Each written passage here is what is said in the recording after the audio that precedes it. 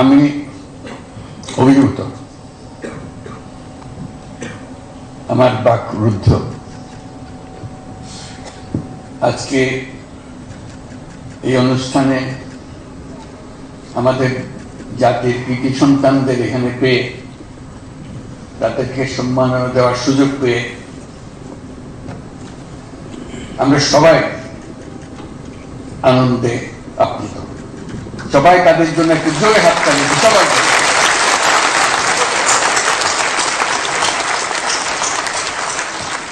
বিশেষ করে নারী ফুটবল টিমের জন্য, তারা আমাদের হৃদয়ে স্থায়ীভাবে আসন নিয়েছে। তারা আমাদের জাতিকে বিশেষভাবে উদ্বুদ্ধ করছে, সেজন্য আমরা তাদের প্রতি কৃতজ্ঞ।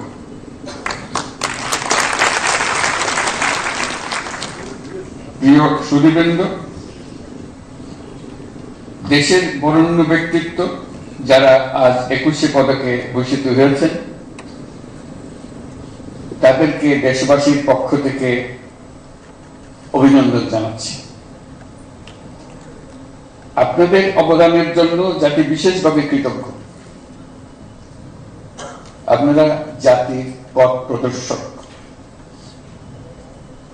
আপনাদের অবদানে উদ্বুদ্ধ হয়ে জাতি দৃঢ় বিশ্বাসে জাতিপুঞ্জের মজলিসে উন্নততর অবস্থানে নিজেকে প্রতিষ্ঠিত করবে। গত বছরের 5ই আগস্ট ছাত্র শ্রমিক জনতার অভ্যুত্থানের মধ্য দিয়ে আমরা পেয়েছি এক নতুন বাংলাদেশ।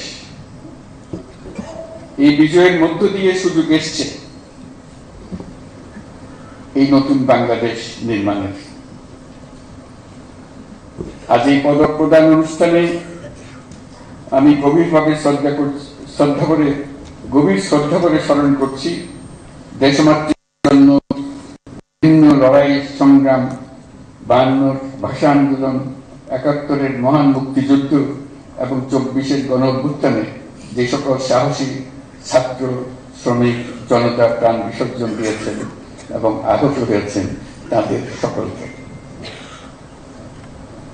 দেশের পরিবর্তিত পরিস্থিতিতে এবারের অমর একুশে নতুন তাৎপর্য নিয়ে আমাদের সামনে উপস্থিত হয়েছে। আমরা জানি 21শে ফেব্রুয়ারি আমাদের আত্মপরিচয়ের অবিনাশী স্মারক।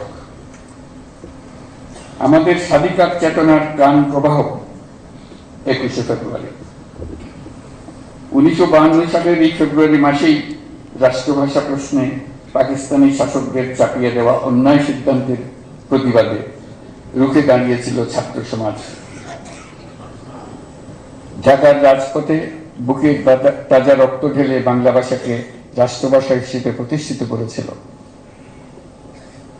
এই ভাষা আন্দোলনের মধ্য দিয়ে আমাদের স্বাধিকার চেতনার এক অবিশ্বাস্য জাগরণ সৃষ্টি হয়েছে।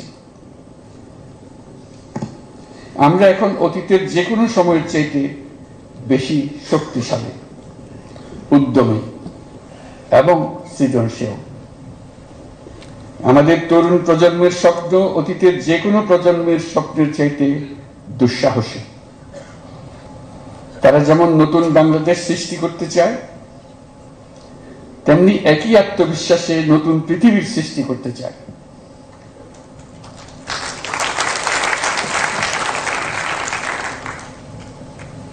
নতুন পৃথিবী সৃষ্টিতে তারা নেতৃত্ব দিতে চায়। সেই নেতৃত্ব দেওয়ার জন্য তারা প্রস্তুত। ছেলেরাও প্রস্তুত, মেয়েরাও প্রস্তুত। তারা ঘুণে ধরা আত্মবিনাশী সভ্যতার বন্ধন মুক্ত হয়ে তাদের স্বপ্নের নতুন সভ্যতা গড়তে চায়।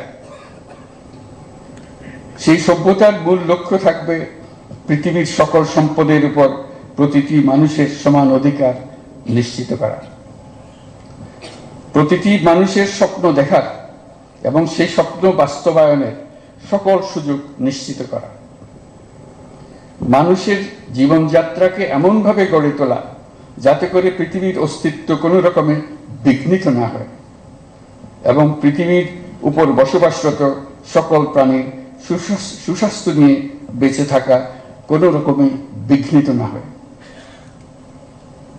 আজ এই মহান শহীদ দিবস ও আন্তর্জাতিক মাতৃভাষা দিবস 2025 উদযাপনের স্মরণীয় দিনে আমরা জাতির এই স্বপ্নের আশু বাস্তবায়ন নিশ্চিত হোক এই কামনা করছি। দেশের যারা আজ জাতির পক্ষ থেকে স্বীকৃতি পেলেন, কৃতজ্ঞতা জানাচ্ছি এবং তাদেরকে আবারও অভিনন্দন জানাচ্ছি। মহান আল্লাহ আমাদের স্বপ্ন বাস্তবায়নে সহায়ক হোক।